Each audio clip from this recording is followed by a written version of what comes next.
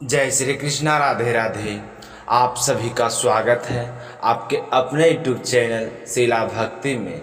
आज जेठ माह के शुक्ल पक्ष का पहला गुरुवार है, तो श्री हरि विष्णु भगवान की कृपा पाने के लिए आज आप सुनेंगे गुरुव्रत कथा। कथा शुरू करने से पहले कमेंट बॉक्स में लक्ष्मीपति नारायण जी की जय हो जरूर लिखना और इस चैनल को सब्सक्राइब जरूर करना। बोलो श्री हरि विष्णु के अनंत स्वरूपों की जय हो। प्राचीन समय की बात है। एक नगर में एक बड़ा व्यापारी रहता था। वह जहाज़ों में माल लादकर दूसरों देशों में भेजा करता था। वह जिस प्रकार अधिक धन कमाता उसी प्रकार जी खोलकर दान भी करता था।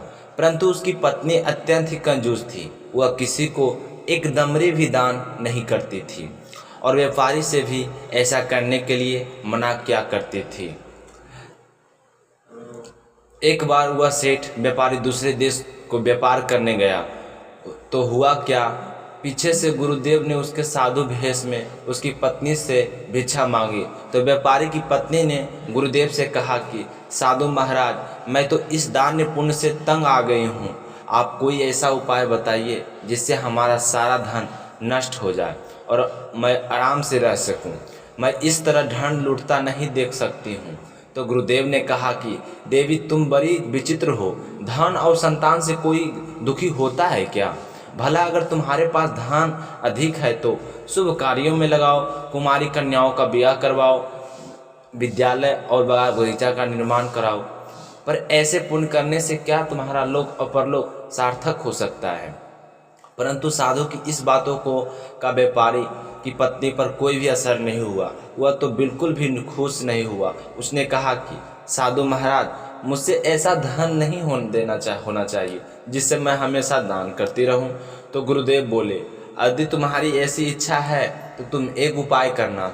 7 बृहस्पतिवार तक घर को गोबर से लीपना, अपने केशों को पीली मिट्टी से धोना, केशों को धोते समय स्नान करना और व्यापारी से हजामत बनवाने को कहना। भोजन में मांस मदिरा खाना, कपड़े अपने घर पर रोजाना धोना और गुरुवार के दिन अवश्य धोना। ऐसा करने से तुम्हारा सारा धन नष्ट हो जाएगा। इतना कहकर गुरुदेव तो वहाँ से अंतर्ध्यान हो गए। व्यापारी की पत्नी ने जैसे ही गुरुदेव ने कहा था उसके अनुसार 7 गुरुवार तक वैसा ही करना निश्चय किया और जैसा साधु बताकर गया था वैसा ही करने लगी। केवल 3 गुरुवार बीते थे कि उनकी पत्नी सारी धन संपत्ति नष्ट होना स्टार्ट हो गया। वह परलोक सिधार गई। जब व्यापारी वापस आया तो उसने देखा कि उसका सब कुछ नष्ट हो चुका है और वे अकेली ही बैठी रही। तो व्यापारी ने अपनी बेटी को दिलासा दी और उसे लेकर दूसरे नगर में जाकर बस गया। वहाँ पर जंगल से लकड़ी काट कर लाते और शहर में बेचता। वह अपना जीवन व्यापन करने लगा। एक दिन व्यापारी की बेटी ने अपने पिताजी से कहा कि पिताजी, मुझे तो दही खाना है। लेकिन व्यापारी के पास तो दही खरीदने के लिए पैसे नहीं थे। लेकिन वह अपनी बेटी को कह गया कि बेटा, मैं तुम्हारे लिए दही जरूर लाऊंगा। ऐसा कहकर वह जंगल में लकड़ी काटने चला गया। वहां जाकर एक पेड़ के नीचे बैठकर अपनी पूर्व दिशा पर विचार करके रोने लगा। उस दिन गुरुवार था। तभी वहां पर गुरुदेव साधु के रूप में प्रकट हो गए और सेठ के पास आए और बोले कि हे मनुष्य, तू इस जंगल में किस चिंता में बैठा है? तब व्यापारी बोला कि हे महाराज, आप तो सब कुछ जानने वाले हैं। इतना कहकर व्यापारी ने अपनी सारी कहानी साधु महाराज को सुनाई और रो पड़ा। तो गुरुदेव बोले कि देखो बेटा, तुम्हारी पत्नी ने गुरुदेव का अपमान किया था, इसी कारण तुम्हारा यह हाल हुआ है। लेकिन अब तुम्हें किसी प्रकार का भय नहीं है। तुम चिंता मत करो। तुम गुरुवार के दिन बृहस्पति देव का व्रत करो। 2 पैसे के चने और गुड़ को लेकर जल के लोटे में शक्कर डालकर वह अमृत और प्रसाद अपने परिवार व सदस्यों तथा कथा सुनने वालों में बांट दो। स्वयं ही प्रसाद और चरना मत ले लेना। भगवान तुम्हारा अवश्य कल्याण करेंगे। तो साधु की बात सुनकर व्यापारी बोला कि हे महाराज, मेरे पास इतना धन नहीं है। मेरे पास तो इतने पैसे भी नहीं हैं कि मैं अपनी बेटी को दही लाकर दे सकूं। तो साधु बोले कि तुम लकड़ियाँ बेचने के लिए आज शहर जाओगे। तुम्हें लकड़ियों के लिए हमेशा से दाम चुगने मिलेंगे, तुम्हारे सारे कार्य सिद्ध हो जाएंगे। तो यह सुनकर लकड़हारा बना व्यापारी बहुत ही खुश हुआ। जल्दी जल्दी लकड़ियाँ काटी और शहर में बेचने के लिए चल पड़ा। उसकी लकड़ियाँ अच्छे दाम में बिक गई, जिसने उसने अपनी पुत्री के लिए दही ले लिया और गुरुवार की कथा हेतु चना और गुड़ लेकर कथा और प्रसाद बांटकर स्वयं भी प्रसाद खाया। उस दिन से उसके सभी कठिनाइयां दूर होने लगी। परंतु जैसे ही अगला गुरुवार आया तो वह तो व्रत करना भूल गया। अगले दिन वहाँ के राजा ने एक बड़े यज्ञ का आयोजन किया था। उसने पूरे नगर के लोगों के लिए भोजन का आयोजन किया था। राजा की आज्ञा अनुसार पूरा नगर राजा के महल में भोजन करने के लिए गया, लेकिन व्यापारी व उसकी पुत्री थोड़ा विलम्ब से पहुँचे। अतः दोनों राजा ने महल में ले जाकर दोनों को भोजन करवाया। जब वह बाप बेटी दोनों भोजन कर रहे थे, उसी समय रानी वहां से आई। रानी ने देखा कि उसका हार खूंटी पर नहीं है, वहां से गायब हो गया। तो रानी को व्यापारी और बेटी पर शक हुआ, तो उसका हार उन दोनों ने ही चुराया। यह कहकर राजा की आज्ञा से उन दोनों को कारावास की कठोरी में कैद कर दिया। कैद में पकड़कर दोनों अत्यंत दुखी हुए। वहाँ दोनों ने बृहस्पति देवता का स्मरण किया तो गुरु बृहस्पति देव कहा प्रकट होकर बोले, व्यापारी को उसकी भूल का अभ्यास कराया और उन्हें सलाह दी कि गुरुवार के दिन कैद खाने के दरवाजे पर तुम्हें 2 पैसे मिलेंगे। तुम उन पैसे से चने और मुनका मंगवा कर विधि पूर्वक गुरु देव का पूजन करना, तुम्हारे सारे दुख दूर हो जाएंगे। तो जैसे ही गुरुवार का दिन आया तो कैद खाने के द्वार पर 2 पैसे पड़े मिले और उसी समय सड़क की ओर से एक महिला जा रही थी। तो व्यापारी ने उसे बुलाकर कहा कि आप मेरे लिए गुड़ और चना ला दो। तो व्यापारी की बात सुनकर वह स्त्री बोली कि मैं अपनी बहू के लिए गहने लेने के लिए जा रही हूँ, मेरे पास थोड़ा समय नहीं है। ऐसा कहकर वह चली गई। थोड़ी देर बाद वहाँ से एक और स्त्री निकली तो व्यापारी ने उसे बुलाकर कहा कि बहन, मुझे गुरुवार की कथा करनी है, तुम मुझे 2 पैसे का गुड़ चना ला दो। तो गुरुदेव का नाम सुनकर वह स्त्री बोली कि भाई, मैं तुम्हें अभी गुड़ चना ला कर देती हूँ। उसकी आंखों में आंसू बह रहे थे। वह बोली, मेरे तो इकलौता पुत्र था, वह भी मृत्यु को प्राप्त हो गया है। मैं उसके लिए कफन लेने के लिए जा रही हूँ। उसके अलावा मेरा कोई और भी सहारा नहीं है, लेकिन मैं पहले तुम्हारा काम करूँगी, उसके बाद अपने पुत्र के लिए कफन लाऊंगी। तो वह स्त्री रोती हुई बाजार से व्यापारी के लिए गुड़ और चना लेकर फिर स्वयं भी गुरुदेव की कथा वहाँ पर श्रद्धाभाव सुनी।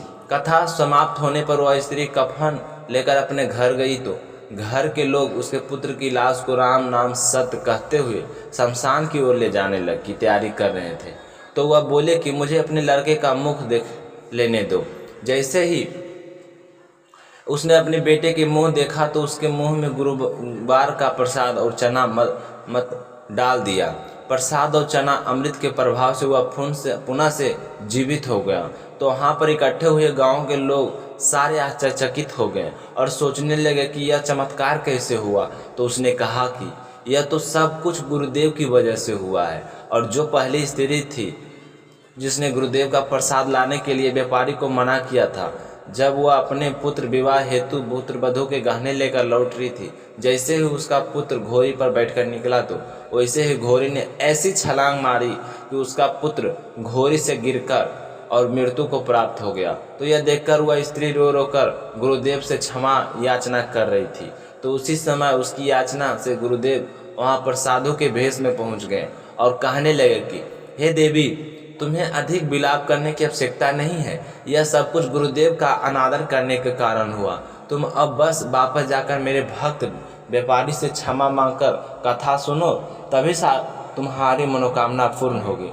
तो साधु के कहे अनुसार वह स्त्री जल्दी से जेल में गई और वहां जाकर व्यापारी से माफ़ी मांगी और कथा सुनी। कथा के उपरांत वह प्रसाद और चना अमृत लेकर घर आ गई और घर आकर उसने चना अमृत अपने मित्र पुत्र के मुख में जैसे ही रखा, वह चना अमृत के प्रभाव से उसका पुत्र जीवित हो गया। वह बृहस्पति देवता का धन्यवाद करने लगा और संकल्प किया कि अब से मैं भी गुरुवार के व्रत किया करूँगी। और उसी रात को बृहस्पति देव राजा के स्वप्न में आए और राजा से बोले कि हे राजन, जिस व्यापारी और उसकी पुत्री को तूने जेल में बंद रखा है वह बिल्कुल निर्दोष है। तुम्हारी रानी का हार वहीं खूंटी पर टंगा है। तो वह सुबह हुई तो राजा ने देखा कि रानी का हार तो खूंटी पर लटक रहा था। तो राजा ने उस व्यापारी को अपनी बेटी को बुलाकर क्षमा मांगी और उन्हें आधा राज देकर उसकी पुत्री का विवाह उच्च कुल में करवाकर खूब सारा दान दहेज हीरे जवाहरात दिए। इस तरह गुरुवार का व्रत करने से व्यापारी का अपना खोया हुआ सम्मान और धन दौलत पुनः प्राप्त हो गए। बोलो बृहस्पति देवता की जय हो, बोलो विष्णु भगवान की जय हो, बोलिए भगवान की। प्राचीन समय की बात है, एक ब्राह्मण रहता था। वह ही बहुत निर्धन था, उसकी कोई संतान नहीं थी। तो इस कारण वह और भी ज़्यादा दुखी रहता था। उसकी पत्नी बहुत ही मलिन के साथ रहती थी। वह न तो स्नान करती और ना ही किसी देवता का पूजन करती। इससे ब्राह्मण देवता बड़े ही दुखी रहते थे। बेचारे बहुत कुछ कहते परंतु उसकी पत्नी पर उसकी बात कोई असर नहीं पड़ता। समय बीतता गया। धीरे धीरे भगवान की कृपा से ब्राह्मण के घर कन्या के रूप में संतान में जन्म लिया। कन्या धीरे धीरे बड़ी होने लगी। वह प्रातः काल स्नान करती, भगवान श्री हरि विष्णु का जाप करती और गुरुवार के व्रत किया करती। जब भी वह अपने पूजा पाठ को समाप्त करके विद्यालय के लिए जाती थी, अपनी मुट्ठी में जो भर कर ले जाती और पाठशाला के मार्ग में डालती जाती। जब वह लौट के आती तो वह जो सोने के हो जाती, तो वह आते समय सभी को बनकर घर ले आती। एक दिन वह बालिका सूप में उन सब सोने के जो को फटक कर साफ कर रही थी। तो साफ करते हुए उसके पिता ने देख लिया और कहा कि बेटी, सोने के जो को साफ करने के लिए सूप भी सोने का होना चाहिए। तो दूसरे दिन गुरुवार का था। कन्या ने व्रत रखा और गुरुदेव की प्रार्थना की कि हे गुरुदेव, मैंने अगर आपकी सच्ची मन से प्रार्थना की है तो मेरे लिए सोने का सूप दे दो। तो गुरुदेव ने उसकी प्रार्थना स्वीकार कर ली। अब वह रोजाना की तरह जो फैलाते हुए स्कूल गई और जब लौटकर वापस आई जो इकट्ठे कर रही थी, तो उसे गुरुदेव की कृपा से सोने का सूप मिला और उसे लेकर घर आ गई। उसमें जो साफ करने के लिए धीरे धीरे समय बीतता गया, परंतु उसकी माँ का वही हाल रहा। एक दिन की बात है, वह कन्या सोने के सूप में जो साफ कर रही थी, उसी समय उस शहर का राजपुत्र वहाँ से होकर निकला। तो उसने उस कन्या को देखा तो उसके रूप और कार्य को देखकर मोहित हो गया। वह अपने घर चला गया और वहाँ जाकर भोजन और जल त्याग कर उदास होकर लेट गया। जब राजा को इस बात का पता चला तो राजा अपने मंत्री के साथ अपने बेटे के पास गए और बोले कि हे बेटा, तुम्हें किस बात का कष्ट है? किसी ने तुम्हारा अपमान किया है या कोई और कारण है? मुझे बताओ, मैं वही कार्य करूँगा जिससे तुम्हारा प्रसन्नता होगी, तुम्हारी खुशी होगी। मेरी खुशी है। तो अपने पिता की बात सुनकर राजकुमार ने कहा कि पिताजी, आपकी कृपा से मुझे कोई बात का दुख नहीं है और ना मेरा अपमान किया है, परंतु मैं तो उस लड़की से विवाह करना चाहता हूँ जो सोने के सूप में जो साफ कर रही थी। तो यह सुनकर राजा आश्चर्य में पड़ गया और बोला कि हे बेटा, इस तरह की कन्या का तो तुम ही पता लगाओ, मैं तेरा विवाह उसके साथ अवश्य कराऊंगा। तो राजकुमार ने उस लड़के का घर का पता अपने पिता को बता दिया। उसके पिता मंत्री को साथ लेकर लड़की के घर गए और ब्राह्मण देवता को सारा हाल बतलाया। ब्राह्मण देवता राजकुमार के साथ अपनी कन्या का विवाह करने के लिए तैयार हो गई और विधि विधान के साथ ब्राह्मण की कन्या का राजकुमार के साथ हो गया। कन्या अपने ससुराल चली गई। कन्या के जाते ही ब्राह्मण के घर में पहले वक्त के लिए अंश भी बड़ी मुश्किल से मिलता था। एक दिन दुखी होकर ब्राह्मण देवता अपनी पुत्री के पास गए तो बेटी ने अपने पिता की दुखी अवस्था में देखा तो अपनी माँ का हाल पूछा। तब ब्राह्मण ने सारा हाल का सुनाया तो कान में बहुत सारा धन देकर अपने पिता को विदा किया। इस तरह ब्राह्मण का कुछ समय सुखपूर्वक व्यतीत हुआ। फिर वही हाल हो गया तो ब्राह्मण फिर अपनी कन्या के पास गया और सारा हाल बताया। तो ब्राह्मण की बेटी बोली कि हे पिताजी, आप माताजी को यहीं पर लेकर आओ, मैं उसे ऐसी विधि बताऊंगी जिससे सारी गरीबी दूर हो जाएगी। तो ब्राह्मण देवता अपनी स्त्री के साथ लेकर अपनी बेटी के घर पहुँचे तो वह अपनी माँ को समझाने लगे कि हे माँ, तुम सुबह जल्दी उठकर स्नान किया करो, उसके बाद श्री हरि विष्णु की पूजा किया करो। ऐसा करोगी तो तुम्हारी सारी गरीबी दूर हो जाएगी। परंतु उसकी माँ ने तो अपनी बेटी की बात बिल्कुल भी नहीं मानी। तो दूसरे दिन सुबह जल्दी उठी और अपने पुत्री के बच्चों को कोई झूठा भोजन था वह खिला दी। जब उसकी बेटी ने यह देखा तो उसे बहुत ही गुस्सा आया। उसने दूसरी रात अपनी माँ को कोठ में सारा सामान निकालकर उसमें बंद कर दिया। प्रातःकाल उसे निकला और फिर स्नान करवाया और फिर श्री हरि विष्णु की पूजा पाठ करवाई तो उसकी माँ की बुद्धि ठीक हो गई। फिर वह प्रत्येक गुरुवार का व्रत रखने लगे। इस व्रत के प्रभाव से उसके माँ बाप बहुत ही धन्यवान और पुत्रवान हो गए। गुरुवार के प्रभाव के इस लोक के समस्त सुखों को भोगकर स्वर्ग को प्राप्त हुए। सारे मिलकर बोलो विष्णु भगवान की जय हो। तो चलिए अब सुनते हैं गणेश जी की कहानी, जो हर व्रत कथा के बाद अवश्य सुननी चाहिए। बोलो गणेश गजानंद की जय हो। एक गांव था जिसमें एक सेठ जी अपने परिवार के साथ रहा करते थे। सेठ जी के बहुत ही बड़ा कारोबार था। सेठ जी गणेश जी को पूजा में पूरा विश्वास रखते थे। बड़ी श्रद्धा भाव से गणेश जी की पूजा किया करते थे, जिसके कारण सेठ जी के घर में अन्न धन की कोई कमी नहीं थी। वह सदैव भरे रहते थे। उनके जीवन में कभी भी किसी प्रकार की कोई कठिनाइयाँ नहीं आई थी। नित्य प्रतिदिन नियम के अनुसार वह रोजाना नदी में स्नान करने जाते और आकर गणेश जी की पूजा करते, फिर उन्हें भोग लगाते, उसके बाद ही स्वयं भोजन किया करते। लेकिन यह बात सेठानी को बिल्कुल भी अच्छी नहीं लगती। वह धार्मिक नहीं थी और ना ही ईश्वर पर विश्वास रखती थी। एक बार सेठानी ने सोचा कि इतना गणेश जी को मानते हैं, गणेश जी को पूजा करने से क्या होता है, मैं तो मानती नहीं हूँ, आज देखती हूँ कि गणेश जी की पूजा कैसे करते हैं। तो ये सच कर दूसरे दिन सेठ जी नदी पर स्नान करने के लिए जाते तो सेठनी ने पीछे से गणेश जी की मूर्ति उठाकर कपड़े से ढककर बगीचे में ले जाकर जमीन में दबा देती। जब सेठ जी स्नान करके नदी से घर आते तो देखते हैं कि गणेश जी की मूर्ति नहीं है। मंदिर में तो वह सेठानी से पूछती है कि गणेश जी की मूर्ति मंदिर में नहीं है, कहाँ गई है। तो सेठानी बोली कि मुझे मालूम नहीं है। सेठ जी ने घर में इधर उधर सारी मूर्ति बहुत ढूंढा, लेकिन मूर्ति तो नहीं मिली, तो मूर्ति को भोग नहीं लगा पाए। इसलिए सेठ जी ने खुद ही अंजल का त्याग कर दिया और गणेश जी से प्रार्थना करने लगे कि हे प्रभु, मुझसे कौन सी गलती हो गई है जो आप मुझसे नाराज होकर मुझे छोड़कर ही चले गए। अगर आप अपनी कृपा दृष्टि मुझ पर बरसाते हो तो हे प्रभु मुझे दर्शन दीजिए। तो सेठ ने मन ही मन सोचा कि जब तक मुझे गणेश जी की मूर्ति नहीं मिल जाती, मुझे दर्शन नहीं देते, तब तक मैं अंजल का त्याग करता हूँ। तो उस दिन पूरा दिन ऐसे ही निकल गया। शाम को सेठ जी के भूखे प्यासे सो गए। गणेश जी के सेठ जी की भक्ति में प्रसन्न हो गए। जब सेठ जी सोए गए तो सेठ जी के स्वप्न में गणेश जी भगवान एक छोटे से चूहे के साथ खेल रहे होते हैं, दिखाई देते हैं। चूहे के बाद में खाने के लिए लड्डू देते हैं। चूहा लड्डू लेकर बगीचे में जाता है और एक जगह से जमीन खोदता है, लड्डू वहीं पर डाल देता है और अचानक से सेठ जी को नींद खुल गई जाती है। तो सेठ जी भागकर बगीचे में जाते हैं और उसी जगह को खोदते हैं जहां उन्होंने सपने में लड्डू को दबाते हुए देखा था।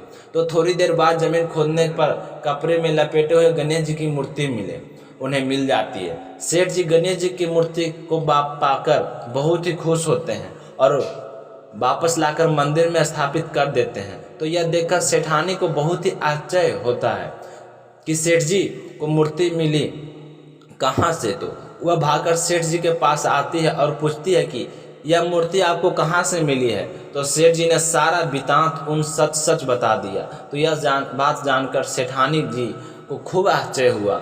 सेठानी जी ने मन में श्रद्धा और विश्वास जाग गया और मन ही मन गणेश भगवान का स्मरण करते हुए उनकी सच्ची भक्त बन गई और सेठ जी की सारी सच्चाई बता दी और कहा कि मुझसे बहुत बड़ी अपराध हो गया है।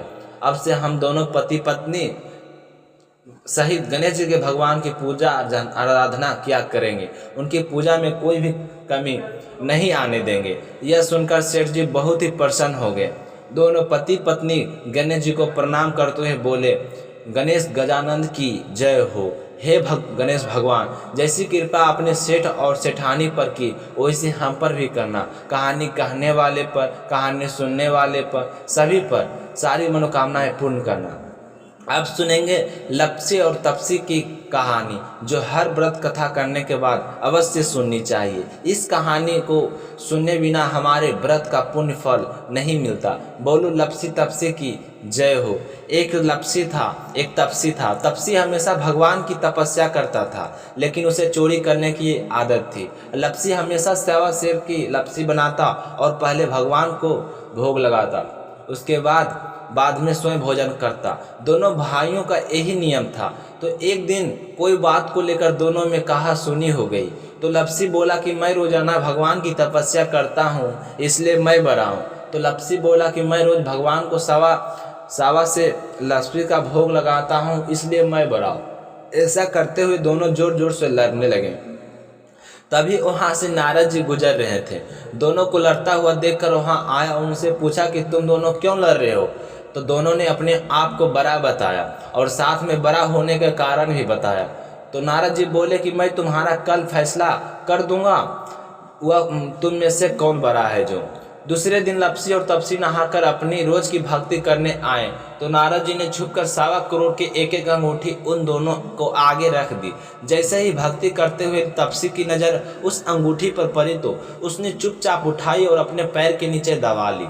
लप्सी की नज़र अंगूठी पर पड़ी, लेकिन उसने ध्यान नहीं दिया। उसने पहले भगवान का भोग लगाया और फिर स्वयं भोजन करने के लिए बैठ गया। थोड़ी देर बाद नारद जी सामने आए तो दोनों ने पूछा कि अब बताओ हम दोनों में से कौन बड़ा है। तो नारद जी ने तपसी से खड़ा होने के लिए कहा। तो वह खड़ा हुआ तो उसके पैर के नीचे दबी हुई अंगूठी दिखाई दी। तो नारद जी ने तपसी से कहा कि तपस्या तो तुम करते हो, इतनी तपस्या करने के बाद भी तुम्हारी चोरी करने की आदत नहीं गई है। यह अंगूठी मैंने तुम दोनों को आगे रखी थी। यह देखना चाहता था कि तुम दोनों में से किनके मन में लालच है। तो तूने तो अंगूठी दिखाई पड़ते ही जड़ से अपने पैर के नीचे दबा ली। लेकिन लप्सी का ध्यान अंगूठी पर जाने के बाद भी लप्सी ने अंगूठी को ना ही उठाया और ना ही ध्यान किया। उसने सिर्फ अपने भगवान जी पर ध्यान रखा, उन्हें भोग लगाया और बाद में स्वयं भोजन करने के लिए लप्सी चला गया। इसलिए लप्सी बड़ा है और तुम्हारी तपस्या का कोई भी फल नहीं मिलने वाला। जितना चाहे मर्जी तुम तपस्या कर लो, तुम्हें इसका फल नहीं मिलेगा। तो यह सुनकर बहुत ही दुख हुआ। वह शर्मिंदा होकर नारद जी से माफ़ी मांगने लगा और कहने लगा कि आज तक मेरी गलती माफ़ करो और मुझसे बताओ कि मेरी तपस्या का फल कैसे मिलेगा। आज के बाद कभी भी मैं चोरी नहीं करूंगा। तो नारद जी ने कहा कि यदि कोई गाय और कुत्ते की रोटी नहीं बनाएगा तो उसका फल तुझे मिलेगा। यदि कोई आदमी ब्राह्मण को भोजन करवाकर उसे दक्षिणा नहीं देगा तो उसका फल तुझे मिलेगा। अगर किसी को सूट बल साड़ी अगर हम देते हैं, उसके ऊपर अगर भेंट स्वरूप कुछ रुपये नहीं देंगे तो उसका फल भी तुझे ही मिलेगा। अगर कोई व्यक्ति दिए से दिया जलाए तो उसका फल भी तुझे मिलेगा। अगर कोई औरत आंगन लीप कर चौका नहीं लीपे तो उसका फल भी तुझे मिलेगा। यदि कोई व्रत कथा में सारी कहानी सुन ले लेकिन तुम्हारी कहानी ना सुने तो उसका फल भी तुझे ही मिलेगा। तो आज के कथा सुनकर आपको कैसा लगा कमेंट करके ज़रूर बताना। भगवान श्री हरि विष्णु की आपकी सारी मनोकामनाएं पूरी करे। जय श्री कृष्णा, राधे राधे।